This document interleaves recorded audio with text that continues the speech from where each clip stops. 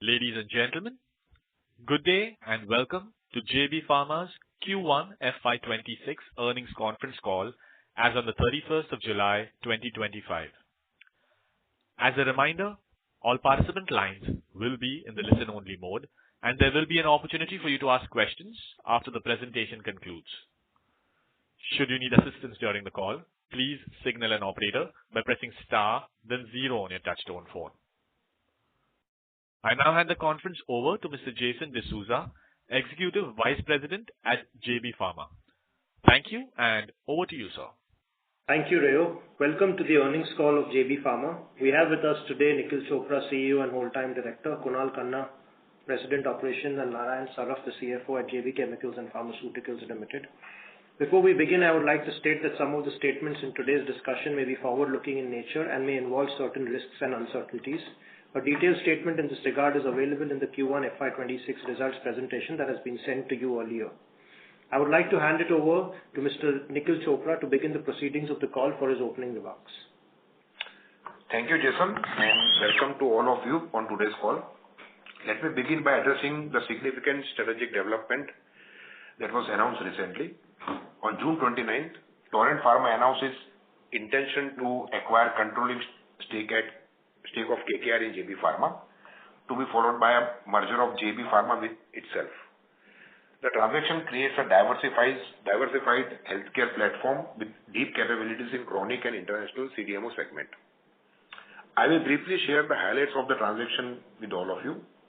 Torrent shall first acquire a 46.39% stake for a cash consideration of INR 11,917 crores as per specified SPA.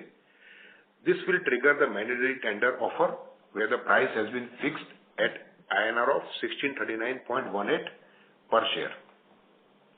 This will be followed by merger of two companies, with Torrent being the surviving listed entity once the scheme is effective. The transaction remains subject to CCI and other regulatory approvals which have to come in place. Meanwhile, coming back to JB's performance for the quarter, business is as usual at JB, and I am glad to share that JB's operating momentum continues to impress. The business is amongst the fastest growing in India within the Indian pharma market. During quarter one, overall revenues increased by 9% to INR 1094 crores, with operating EBITDA excluding non-cash ESOP and one-off charges grew by 13% to INR 330 crores. Our net profit showed a 14% increase of INR 202 crores given enhanced margins and cost alignment. The gross margins during quarter one came in at 68.3%, growing 210 bips year on year. This followed consistent cost optimization initiatives, a favorable business mix, and pricing growth.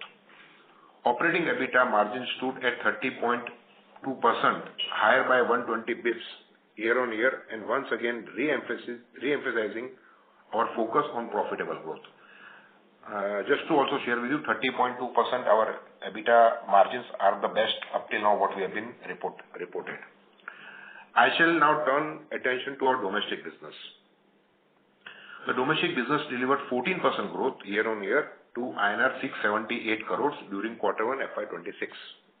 As per IQVIA, we showed 13% growth of quarter one FY26 relative to 9% increase shown by the industry. Within domestic business, as per IQVIA, our chronic portfolio continued its growth trend, achieving 15% growth year on year. Quarter one also showed acute business increasing by 12% year on year.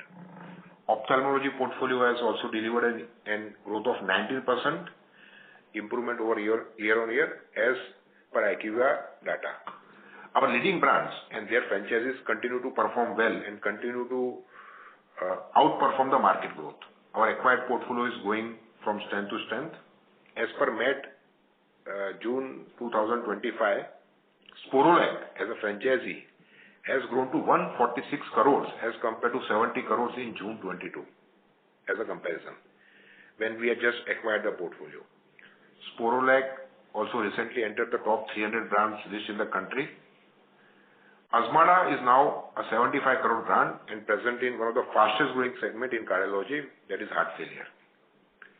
The Razel franchisee has performed well in a short period and for the first time has crossed 100 crore as a franchisee as per IQVIA at June 2025. This is a significant development considering the franchisee was INR 69 crores as per June 2023 IQVIA. So across, whether we talk of Sporolac, we talk of ophthalmology, we talk of Razel, we talk of Azmarda, all our franchises continue to deliver very good performance. I shall now turn attention to our international operations. During quarter one, we saw 2% growth of INR 416 crores led by our CDMO business in the international operations. The CDMO business showed 8% improvement year-on-year to 115 crores given sustained momentum. The business has an attractive development pipeline of products of global significance with its key partners. International formulation saw revenue of 283 crore from 290 crores previously, while branded export business recorded growth for quarter one FY26, and the other businesses, that is Russia, US, and South Africa, remained flat or marginally declined for the quarter. For the CDMO business, the first commercial quantities of new products such as iodine liquid, throat spray, variants of immunity lozenges in Asia Pac and EU markets have already been dispatched, which we have been talking earlier in our commentary in the investor call. This is what we wanted to share the detail, that this is a progress that we have made in the world of CDMO business with new products now being dispatched in some of the Asia Pac and EU markets. We are expecting 3 to 4 important new launches in next 12 to 18 months. JB continues to remain focused on driving top-line momentum, cost optimization, and organization efficiencies. The sustained emphasis on the domestic and CDMO business will continue, supporting both growth and profitability. Backed up by strong financial foundation and deeply execution-oriented culture, we are well equipped to steer confidently into the next phase of our evolution. I would like to now hand over to our CFO, Mr. Narayan Saraf, for his views. Over to you, Narayan. Thank you. Thank you, Nikhil. Welcome everyone to our Q1 FY26 earnings call. I will now take you through the financial highlights. Revenues for the quarter stood at rupees 1,094 crores, reflecting a 9% year-on-year growth. The domestic to international business mix was 62% and 38% respectively.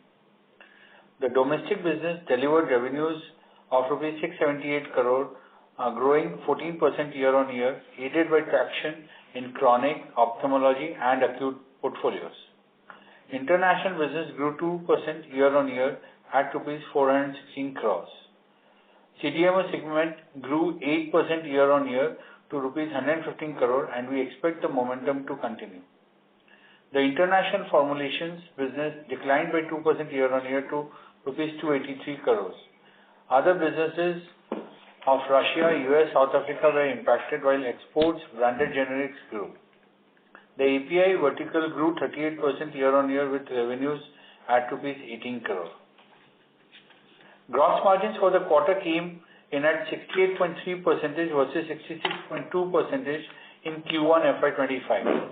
This expansion of 210 basis points was aided by price growth, cost optimization efforts, and favorable business mix. Operating EBITDA, excluding ESOP costs and one-off impact due to proposed merger scheme, was at rupees 330 crores, marking a 13% year-on-year increase. Operating margin, excluding ESOP costs and one-off, improved to 30.2% versus 29% in Q1 FY25, thereby reflecting 120 basis points improvement. PAT margin, excluding one-off impact, is at rupees 214 crores, improved to 19.6% versus 17.6% in Q1 FY25, marking a 21% year-on-year increase. On the cost front, employee benefit expenses increased 16% year-on-year to 194 crores. ESOP cost was at 14 crores versus 12 crores last year, same quarter.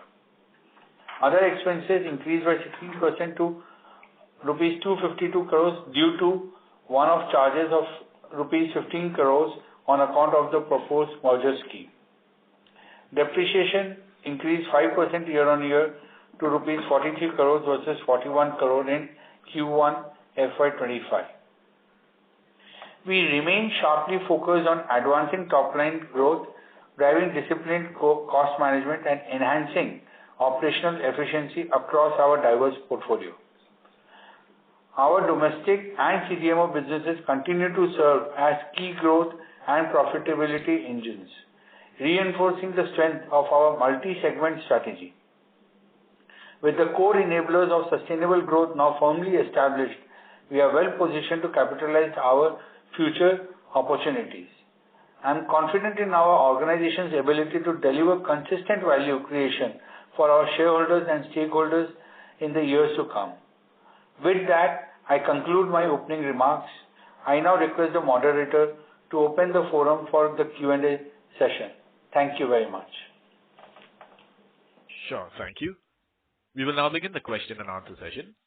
Anyone who wishes to ask a question may press star and 1 on your touchtone telephone.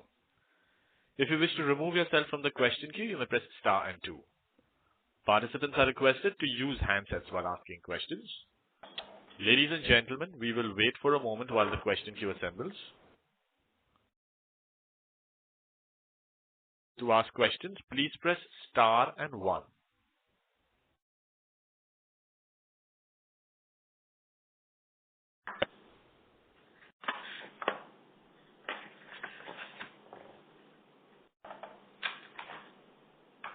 Ladies and gentlemen, to ask a question at this time, please press star and 1 on your touchtone telephone.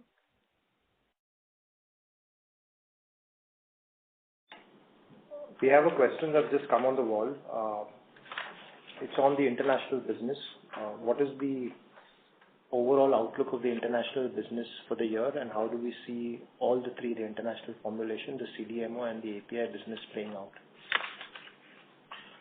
So, CDMO, as we have been guiding earlier, should grow between 12 to 14%. Quarter one, the business grew at 8%. We have good visibility of order book for CDMO for quarter two in terms of the growth perspective. Our average run rate this year will be around 120 crores. That is what we had guided earlier. And next year, this figure would be ranging between 140 to 150 crores. So CDMO continues to be on a good wicket. Our branded generic business declined for the quarter, but if you look at the overall trend of the business, second half of the business ramps up. So there also we have good visibility of order book for quarter two. So by end of quarter three, you should see that business growing at high single digit. That is what visibility we have got for our international rest of the world branded generic business. On the domestic business, the follow-up question which is therein is that we've seen a very strong 14% growth. Do we see this growth rate continuing for the remaining part of the year? Yeah, if we look at the recent trends and the last quarter also, our growth has been fueled by major brands and the key franchises of those brands. Our volume growth has been 350 bips higher than the market, while the market volume growth as per MAT June was close to 1.5%. We have registered 4% plus. So we will continue to see these growth trends with all our key brands fueling the growth, and we should be in the range of 12 to 14% with 300 to 350 bips higher than the market. We can take the questions back in the queue. Sure. Before we take the next question, a reminder to participants that you may press star and 1 to join the question queue. The next question is from Rashmi from Dolat Capital. Please go ahead. Yeah, thanks for the opportunity. And, just one question again on the export business. You all have mentioned that, the export branded business have clearly declined, mainly in the Russia, South Africa and the US market. If you can explain that in each market, what has exactly happened and why this quarter is, subdued. So Specifically for these markets, Russia, the season was slightly slow, and anyway, most of the, if you look at the trends, the actual demand pickup usually happens from H2 onwards. So September onwards, we will see a good demand pickup. South Africa, there have been some private and large institutional accounts where there has been slightly muted growth, but with some of the grants and sanctions kicking in, we see a good positive trend coming in H2 for us. U.S., while it was slightly slow to start with, we have good order visibility as we see our business for the next 4 to 6 months. There was some slight pricing pressure for 2 of our key molecules, but all of that will be neutralized as we see into the remaining part of the year. So these were the key reasons, but we do see all these markets picking up in the next 2 quarters, which will help us drive high single-digit growth going forward. And U.S., would you mind just giving a quarterly run rate? What is the run rate generally we have, for U.S. sales? We generally don't get into those kind of segment-wise disclosures. Okay. And another question is on Azmarda. Now the sales are back at around, 75 crores. So, how is the profitability over there with the intense competition and all? Are we able to improve the profitability as well? So if you can comment more on that particular product. So surely as the sales increase, we do see better operating leverage kicking in, which helps the profitability of the brand. As we had mentioned that our first target almost 6 months back was to steadily hit 120 to 125,000 units per month, and we have reached that scale. The market reflection is also showing growth and closer to double-digit growth. We will continue to be on that path. For the next 3 to 4 months, our target is to reach 140,000 units going forward. Okay. And one last question on the integration expenses. We have seen, just a clarification, we have seen 15 crores integration expenses in the Torrance result also, which is included in other expenses, and the same thing. So the total integration expenses spent was around 30 crores. Am I correct? Yes. So 15 crores is the cost which we can comment only on our expenses, which is 15 crores. Okay. Thank you. That's it from my side. Just before we take the next question, we have one more question that's on the wall. The acute portfolio has rebounded pretty strongly in Q1. Would we see this momentum continue to sustain in the next few quarters? So within acute portfolio, if you look at what I shared earlier, Sporolac as a brand has performed very well. It has been growing at a pace of high teen growth.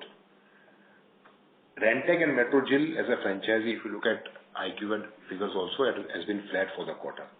So entire growth was driven by the work that the teams have done in the world of probiotic and the newer versions of probiotic, and equally some of the versions of our eye drops, majorly in the world of acute portfolio, that is moxifloxacin and combinations and anti-allergics and pain eye drops, they have also performed well. So our ophthalmology and Sporolac business have shown high teens growth, and Rantac and Metrogyl have been flat for the quarter. Great. Just another question, and we'll go back to the queue. GCs have come up pretty high at 68%. How do we see GCs playing out in the remaining part of the year? So we hold our guidance where we are looking at the GCs in the range of 67% for the full year, and we will continue to hold that guidance of 67% for the full year. Thanks. We can go back to the queue, operator. Sure, thank you. Participants who wish to ask questions, please press star and 1 to join the question queue. The next question is from Sumit Gupta from Centrum. Please go ahead. Hey, hi. Good afternoon. Am I audible? Yes. Yes. So, few questions. First is on the distribution. Now you are not audible. Sumit, we can't hear you. Is it fine now? Yeah. Yeah. So can you tell us the split of the domestic growth in volume price? So 14% is the domestic growth. Price is around 7% and volume is also 7%. Pardon? 14% is the growth of domestic business, out of which price and volume are 7% each. Okay. And with respect to the like margin guidance on the operating EBITDA front, so do you still maintain this 27 to 29% for full year? Yeah. Yes. Yeah, if you look at the guidance that we had given at the starting of the year was 27 to 29%. Yes. To historically see and track us, our guidance, we always want to be at the top percentile of our guidance. So that will continue to be there for the year. Sure. And so lastly, on the API business, it witnessed a strong growth of nearly 40%. So can you highlight what drove this and how should we see this business over the next, let's say, 2 to 3 years? So, we have always maintained for us API's priority more from captive consumption perspective. And, this growth is largely coming in from some of the demand which was pushed last year because of higher inventory for our key products. So nothing substantial or significantly has changed. Last year was a slightly slow year for us. So from a Q1 perspective, it was also operating on a lower base. No substantial or significant changes per se or upside on the demand front. Okay.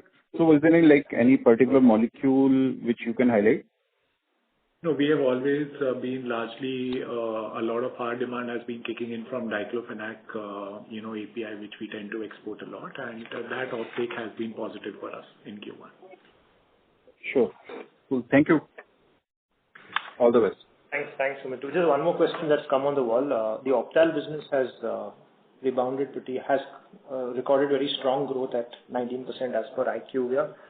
Is this the reason primarily because of the new product launches, or is it because of the historic old products? In fact, if we look at the portfolio, the overall chronic and acute, the historic legacy portfolio which we were carrying have all registered significant growth. Brands like Vegamox, Vegadexa, Travacom have all been registering double-digit 12, 13, 14% growth plus. So this growth has largely been a function of our acquired portfolio registering very strong demand in the market. When we started off, this business was trending at close to 40 crores quarterly run rate. Now we are close to 50 crores, and we will keep on, building on this portfolio which we have. New launches have happened. They are contributing, but it's going to take some time before they become a significant contributor to the overall portfolio. Couple of additions in ophthalmology. Today we have a field force of 105 people. We cover around 14,000 ophthalmologists. The market has been growing at low single digit, and we being the fastest growing company today in the ophthalmology segment, growing at 19%. Today we are 6th ranked company, and our aspiration is that probably 9 months to a year from here we should be in top 5. Good. Just the last question, and we'll get back to the queue, which is on the wall. In terms of the other income, which is at 15 crores, what is the reason for it, and how do we see operating cash flows for the entire year and for the quarter? Yeah. So the reason of the other income being 15 crores is because we had the surplus cash, which we have invested into as per our treasury policy, which has yielded us good returns. And the cash flow, we clearly expect the yearly cash flow to operating EBITDA in the range of 75 to 78% for the full year 26. Good. We can go back to the queue. Sure. Participants who wish to ask questions, please press star and 1 on your touchtone telephone.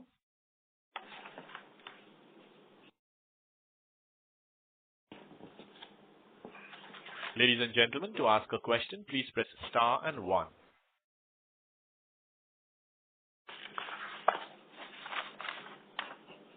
The next question is from Gaurav from Antique. Please go ahead. Yeah, thank you. Good afternoon. So this quarter we've seen almost 16% year-on-year growth in staff cost. Have there been any field force expansions that you've undertaken this quarter?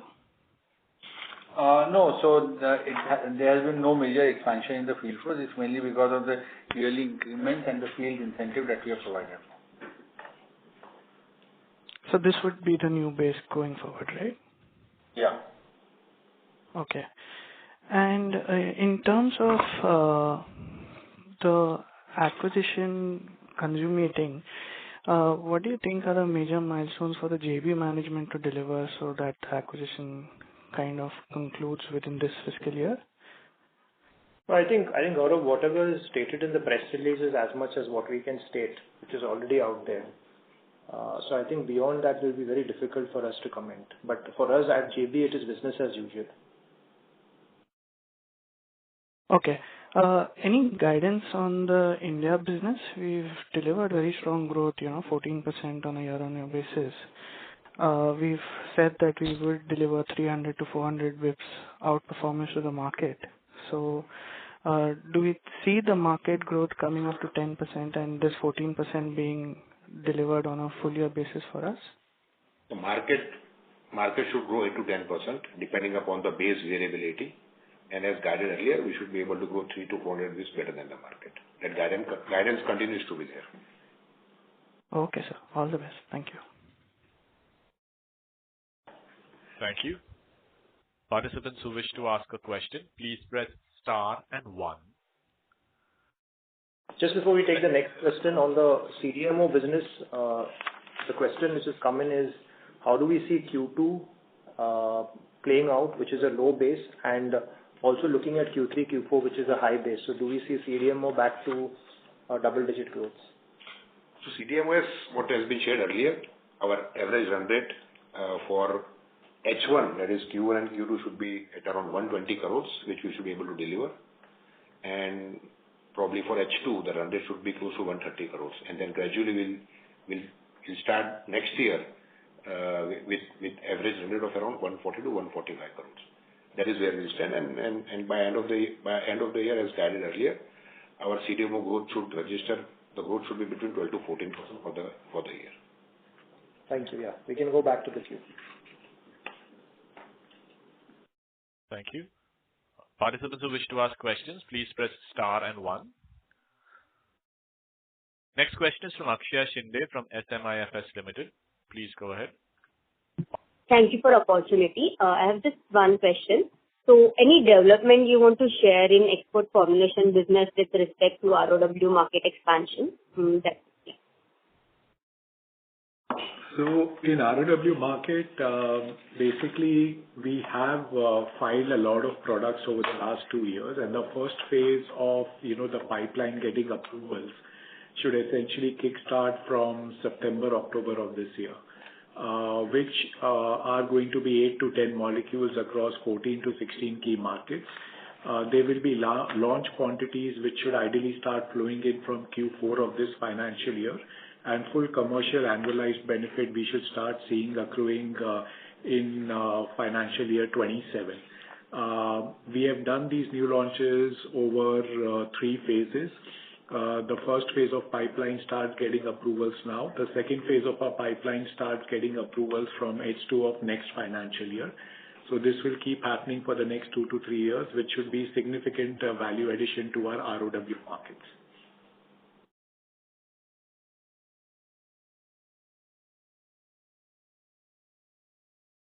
Thank you.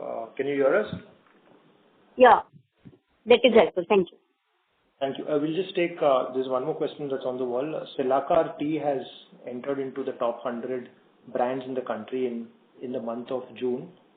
How do we see the performance of this brand, and do we see this entering into top 100 in MAT very soon? What are some of your thoughts here? Yeah, we are very hopeful that, the fact that it's entered in the top 100 for a month's time, we should be able to continue to see the momentum, because it's a franchise which is growing at almost 20% plus. We hold leadership position in this franchise. We have done a lot of work in the area of diabetic hypertension and created a very niche position for cilnidipine plus ARB in this particular segment. The market therapy shaping work continues, which is expanding the market, and we being a market leader are seeing good results on that. So we are very confident that in the near future, very soon, we will see this top 100 reflection as part of the MAT reflection as well. Thank you. We can go back to the queue. Thank you. Ladies and gentlemen, to ask a question, please press star and 1 on your touchtone telephone. Next question is from Gaurav T from Antique. Please go ahead. Yeah, thank you. So what would be the R&D spend for this quarter, and what would be the same number for 4Q and 1Q of last year, please? It's very negligible for us, just about close to 1%, and it's pretty much in line with what it was in Q1 of last year as well. And this would be mostly towards international formulations? Yeah, essentially, yes. A significant part of it goes towards international formulations, and as we mentioned that, we have been working a lot on building our international pipeline, which are being registered across 3 phases. So substantial part of this goes towards building up that pipeline. Okay, sir. Thank you. I have one last question on the wall, which is on the Razel franchise. Razel has recorded extremely strong growth in this year, and ever since it has been acquired. How do we see this portfolio playing out over the next 2 to 3 years? Do we see these strong growth rates continuing? We are fairly confident that this momentum which we have built on the brand post its acquisition, it will continue. As mentioned earlier, it was reflecting 60 crores, almost 24 months during the acquisition. It is close to 100 crores. And a lot of these combinations which we are working on Razel brand and the single molecule, we have been able to build the momentum on that.